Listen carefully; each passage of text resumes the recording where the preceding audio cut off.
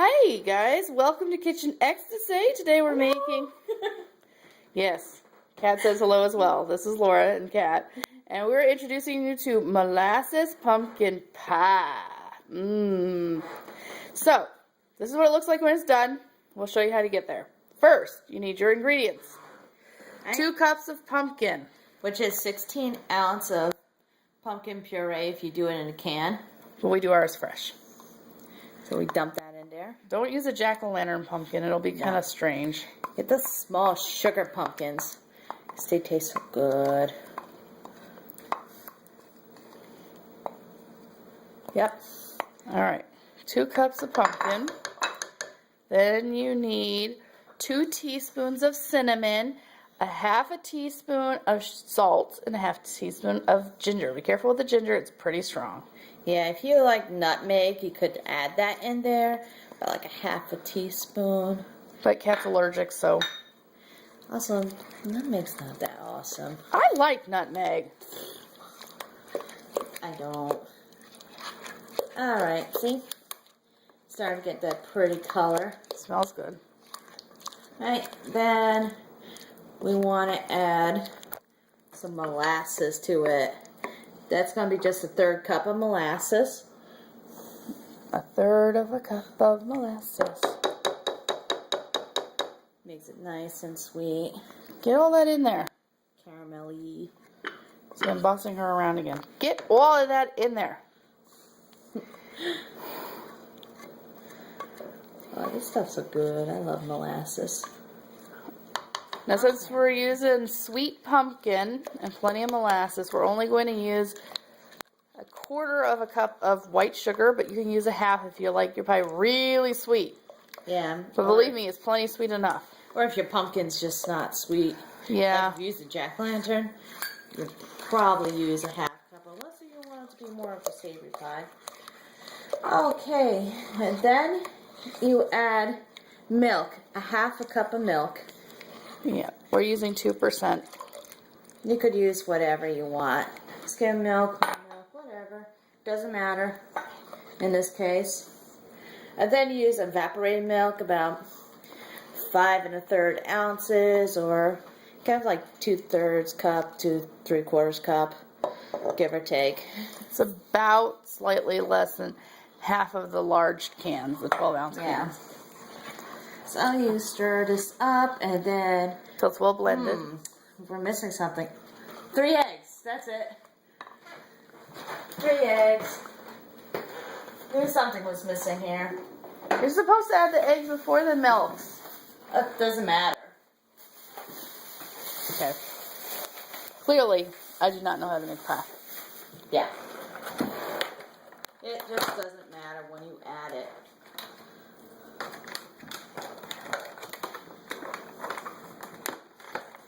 We'll pretend that the eggs were out already. Well, cook it on your feet. Yep. Okay, one at a time, because that'll give you time to blend it up. Yep.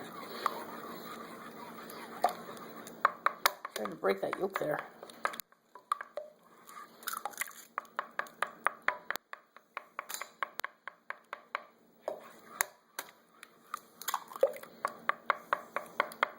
Okay. Oh, see, she's going to do it for me. It's hard to hold the camera and beat the egg at the same time. Yep. But see, it doesn't matter because they're all together. As long as you could incorporate everything together nicely, then it's all good. Well, it looks pretty smooth, so I don't think there was a problem. Yep. We're all set on this. Now, Let me give it another beat. next thing, set. You want to make sure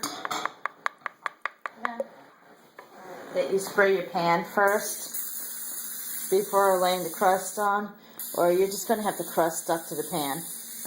And that's no good. I like the crust. Yeah. Don't get the crust too warm. We're kind of lazy. We're just using crust from the store. There's nothing wrong with that.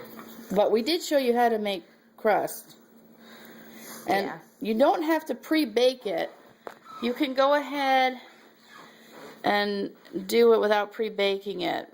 unless you like it really crispy, in which case you can follow the instructions we had on how to make the pie crust. Yeah, we'll have that somewhere over here or there. I'll decide when I edit it. This is a 9-inch pie pan. Yep. So make sure that you preheat the oven. This time remember that.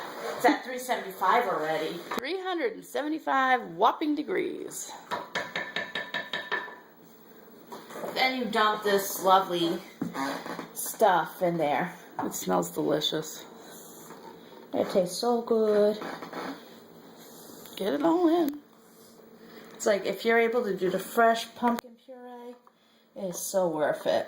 Mm-hmm. It only took us not very long.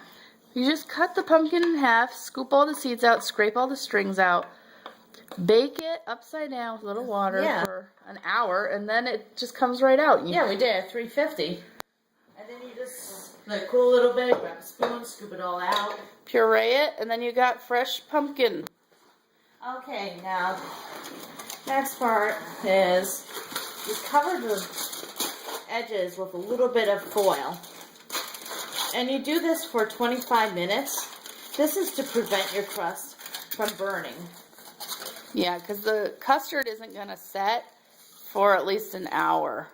It's going to be a little bit less than an hour that you cook it. Or it could take up to an hour, depends on your thing. Okay. My foil hat sucks. You do a little bit better than I do.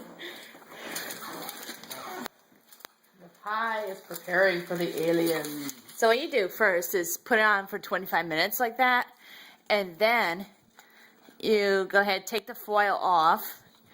And then try another 25 minutes. Sometimes you might need to add like 5 or 10 more minutes after that. But then you get this masterpiece.